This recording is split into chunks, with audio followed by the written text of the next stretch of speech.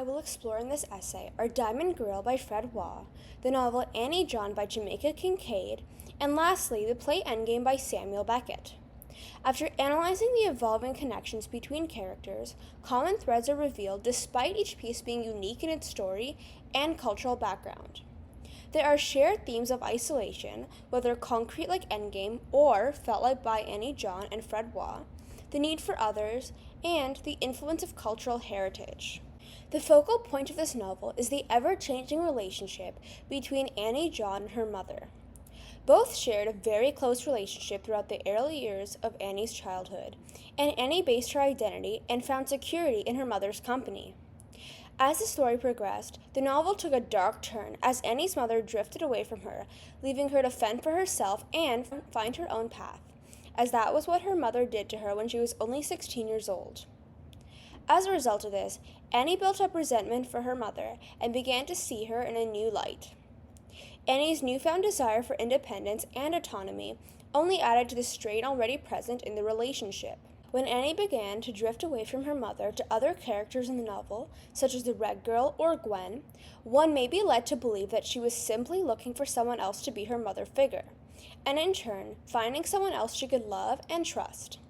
This could be why she looked up to Gwen and the Red Girl and seemingly fell in love with both of them. As we walked together, we told each other things that we had judged most private and secret. Things that we had overheard our parents say, dreams we had the night before, the things that we were really afraid of, but especially we told of our love for each other. Annie clearly feels a strong connection with Gwen, as she does not feel the need to change herself around her, unlike her mother. She also feels love from Gwen and looks up to her as someone to rely on. She uses her friendship with Gwen as a way to get even with her mother as well. Annie selects Gwen over her mother as her mother favored Annie's father. In addition, Annie conceals her relationship with Gwen in an effort to gain control over her mother.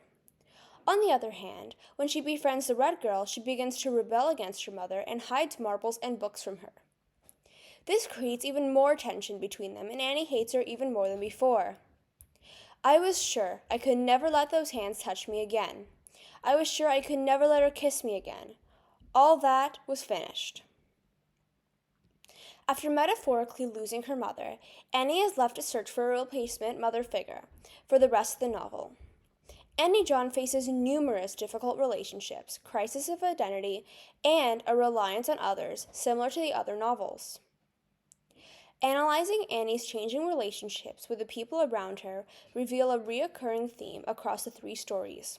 Loneliness brought on by exclusion, as we can see in the quote, "Except for me, no one seemed a stranger to anything or anyone," while she was at school for the first time, and the struggle of feeling a sense of belonging within her culture and family. Similar to the other two novels, the characters in Endgame are constantly searching for hope and greater things in life.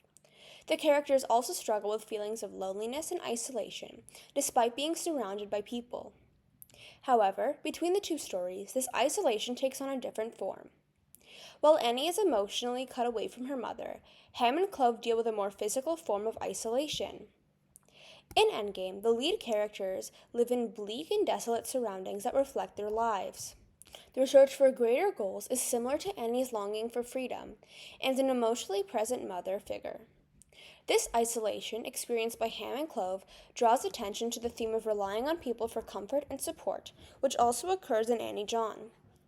When these novels are looked at all together, my thesis statement is backed up by the complex relationships shown in Annie John and the desolate and lonely setting of Endgame. Both stories emphasize the importance of having people to rely on, whether it's felt physically or emotionally. This can be seen when Ham asks the question, "Won't come and kiss me goodbye?" Ham wanting a kiss from Clove, someone he treated as a servant, demonstrates that even the toughest characters need someone to support them, and that we might end up relying on the people that we least expect to. In Fred Waugh's Diamond Grill, the investigation of problematic relationships, identity issues, especially those involving culture, and reliance on others reflects the themes in both Annie John and Endgame. Fred struggled with his mixed cultural identity and was feeling alienated from both the Western world and his Chinese family.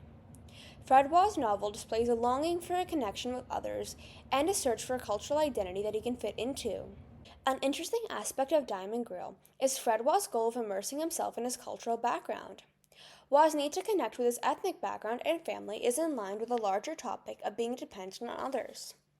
In some sense, Waugh finds comfort in his Chinese heritage. This can be seen when the novel refers to leftovers still being warm on the stove after the sister comes back from hockey.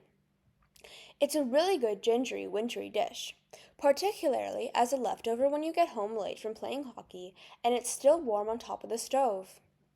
One might believe that Fred is jealous of his sister for her ability to balance her Western environment with his Chinese background by playing a Canadian sport and still finding comfort and solace in a traditional dish.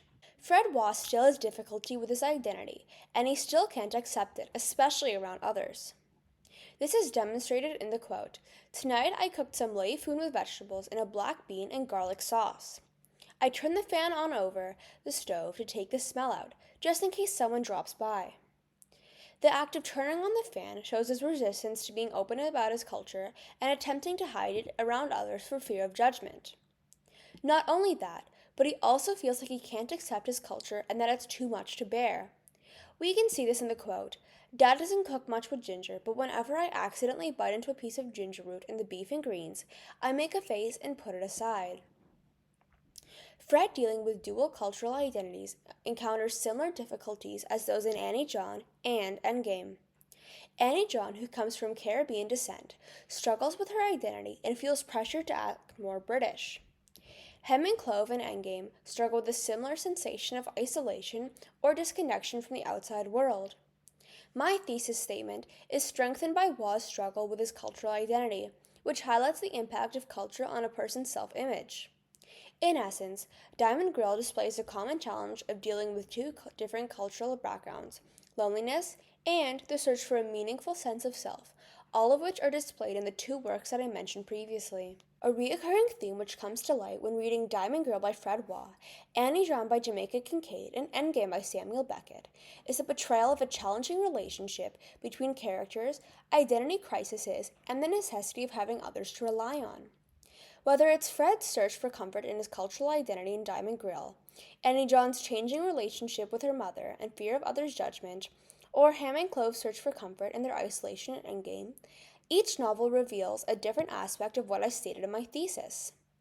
Although these texts vary in several different ways, they are all displaying similar themes of isolation, dependence on others, and the impact of cultural heritage, illustrating the major influence these elements have on shaping one's identity. All in all, these pieces shed light on the complex web of human emotions and relationships.